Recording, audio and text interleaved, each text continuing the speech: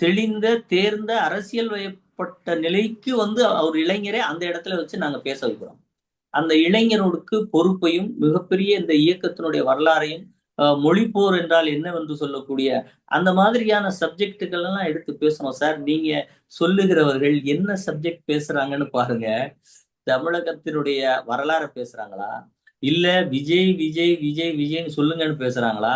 இல்ல விசில் அடிச்சு செங்கோட்டையன பேச விடாம விரட்டுறாங்களா? அப்படி என்ன பேசுகிறார்கள்ன்னு இருக்கு இல்லையா? அடுத்து இப்படி ஒரு அதிமுக போன்ற பெரிய கட்சியில, நீங்க சொல்வது போல அங்க பார்த்தீங்களா, உடனே சிறியவர்கள் வந்து பேசுறாங்க. எல்லாரும் பிரதிநிதித்துவம் கிடைக்குது அப்படின்னு. அதை விட மிகப்பெரிய பிரதிநிதித்துவமும், நிறைய மீட்டிங் நடத்திக்கிட்டே இருக்கோம் சார். ஒவ்வொரு மாவட்டத்திலும், ஒவ்வொரு தொகுதிக்குட்பட்டு தெருமுனை கூட்டங்கள் என்று ஏ மிகப்பெரிய கூட்டங்கள் நடத்திக்கிட்டு இருக்கோம். இப்ப இதுல எல்லாம் இந்த இளம் பேச்சாளர்கள், இளம் தலைவர்கள், இளைஞர்கள் அ எப்படி என்னோடு அதேபோல திருவண்ணாமலைக்கு அருகில ஒரு மாணவி, சட்டக்கல்லூரி மாணவி வந்து பேசினாங்க. இப்படி நெறைய பேர், நெறைய இளைஞர்கள் எங்களுடைய இயக்கத்துல மிகப்பெரிய அளவுல இன்றைக்கு வந்து பங்கேற்றுக்கிட்டு இருக்காங்க.